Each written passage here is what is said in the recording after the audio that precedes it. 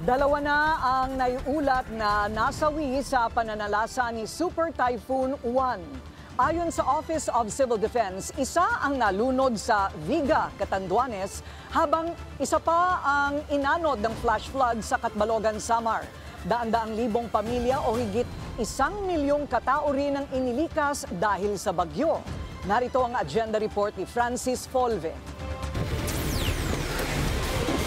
Kuya, pasok na tayo, ate. Mga pulis na mismo ang nagpalikas sa mga taga-Baler, Aurora bago pa man tumama si Uwan. Sa kabuuan, 1.4 million na katao ang kinailangang ilikas dahil sa super typhoon. Karamihan sa Bicol, Eastern Visayas at Calabarzon.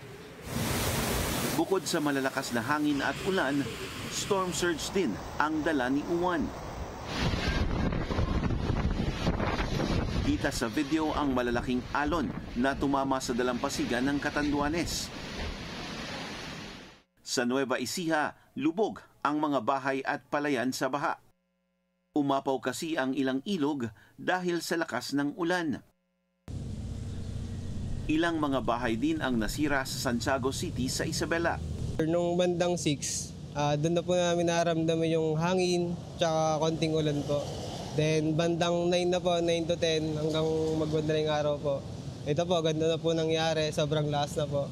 Halos lahat po ng mga puno, nagsitumbahan na po. At yun po, paglabas po namin kanina, ganda na po natnan namin, sobrang sirang-siraan na po talaga.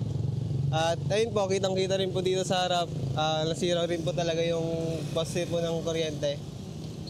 At di ko po alam, baka sa susunod na araw po bumalik ang kuryente dito sa amin.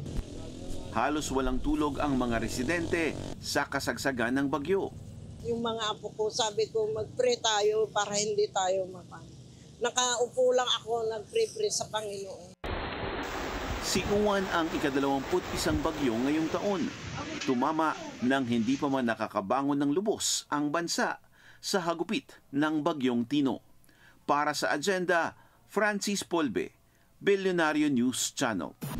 Manatiling nakatutok sa Bilyonaryo News Channel. Sumubaybay sa aming social media accounts at mag-subscribe sa aming YouTube channel para sa mga bago at eksklusibong balita.